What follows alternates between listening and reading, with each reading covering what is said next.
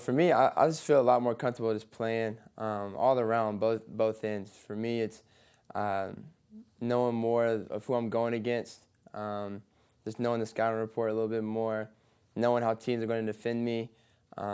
Each team defends differently, so for me, just now I know a little bit more about how each team plays on both ends, and it just makes the game a lot more easy and more comfortable for me. Trae, I first off believe you're going to be an all-star this year, man. And I know you had the ankle injury, but watching you and Jonathan Collins play together, like that's a different dynamic. Tell me how that dynamic has came together over your period of time being in Atlanta. Yeah. I mean, me and John, our relationship was connected. I mean, as soon as I got to Atlanta, right before Summer League, my first year, we got together, got to go to dinner. I wanted to get to know him a little bit more, and for him to get to know me a little bit more. And so we've always had a really good connection.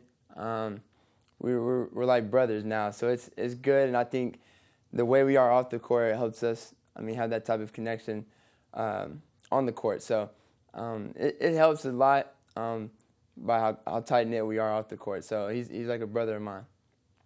I have to speak to my Three Stripes Life fam, nice sweatshirt, Trae.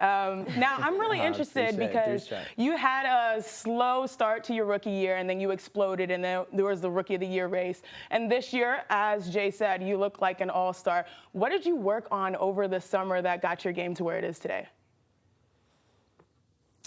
Oh, so this summer I was able to, to really look back at my rookie season and just reflect and see what I really needed to work on. I think continuing to get stronger was a main key for me, and also focusing on my mid-range game. I know today's game is more, threes and layups being shot, and the mid-range game kind of gets, thrown out there. So for me, I kind of wanted to work a little bit on that mid-range game so I can try to master all three levels. And it's a lot different going into a season knowing more about what you need to work on rather than coming into your rookie season and you don't really know. And so now I was able to really work on things that I knew I was going to be thrown into. You know, earlier we were talking about John Collins, and obviously he was suspended for 25 games for the anti-drug policy and missing out on that. It's not just him this year. It's Wilson Chandler. It's DeAndre Ayton. My question for you is it confusing to know what is okay to put in and out of your body? Is there a lot of guidance for you in this way as an NBA player? How is that for you? Yeah, it's tough. It's a tough situation. I think the policies and all the rules, it's tough to really understand, but I think it's all about asking the right people the right things, and our team doctors, and everything should just be going through the team.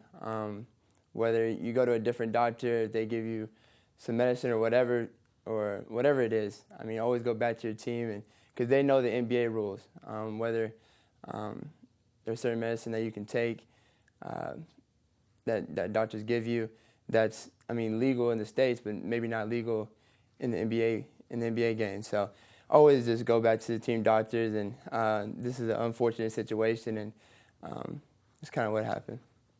Trae, talk to me a little bit about the Eastern Conference. It feels like it's wide open. Like, obviously, you got Philly, you got Milwaukee, Miami's playing extremely well with Jimmy Butler, Boston's in that conversation, Toronto's playing pretty well, but it feels like that 5 to 8 range is wide open.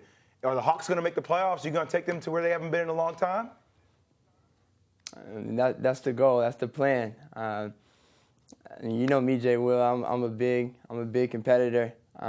Yes, you are. It's something I love to do. I try to compete every night, and for me, it's all about continuing to get better each and every day. And if we do that as a team, I think we'll have a chance at the end of the season to make a playoff push. And that's all that we want. Coming out this season, we're a very young team. Without Vince on our team, we're probably the youngest team in the league. And so we just got to continue to get better each and every day. Oh, poor BC. You talk about competition. Last year, you were in strong competition for Rookie of the Year with Luka Doncic, and it's just natural to continue to watch you two together. Luka's balling, you were balling. Do you still kind of keep an eye on Luka and feel that, even though it's year 2? Tell the truth, Trae. Yeah. Tell the truth, Trae. I know how competitive you are. See what motivates you. Yeah. No, I keep an eye on everybody though. I mean, I love seeing what Luka's doing. Luka's obviously balling, playing really well with the Mavs right now, and obviously I keep an eye on it. But I watch everybody in the league. I love good basketball, and he's playing really good basketball right now, and it's good to watch. It's good to see someone else in my class, I mean, do really good things. So I want to see everybody succeed. But yeah, I do. I keep up with everybody though. And I'm sure you want to see your own teammates succeed because I know John Collins is out, but Jabari Parker has stepped in and really showed out, brought some energy. How important has his play been lately? Oh, Jabari's been playing really well lately. I mean, obviously John going out is tough for our team, but someone like Jabari being able to come in and I mean, add scoring right away, immediately. He's good on both ends. He's a big talker on the court. He can play, and I'm glad to see he's doing really well here in Atlanta. Trae, we got one last one for you. You're no longer the rookie, so what is the advice you give to DeAndre Hunter or Cam Reddish out there to your rookies now that you're kind of more seasoned? Is he a vet? Yeah, not a vet. He's a rookie and a vet. He's a rookie and a vet. The rookie and a vet. No, not a rookie, though. Rookie and a vet. What advice do you give? Especially Cam Reddish made that last move, that double spin. Oh, no. No, I mean, look, double it almost spin. went in. If he had made that, that would have been different. No, he didn't. Was Yeah, that it the was whole close. thing? No, he didn't. It was close.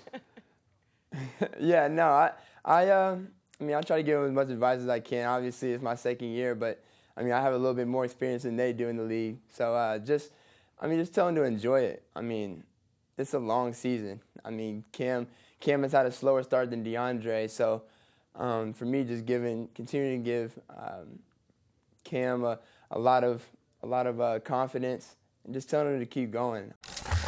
Thanks for watching ESPN on YouTube. For more sports highlights and analysis, be sure to download the ESPN app. And for live streaming sports and premium content, subscribe to ESPN+.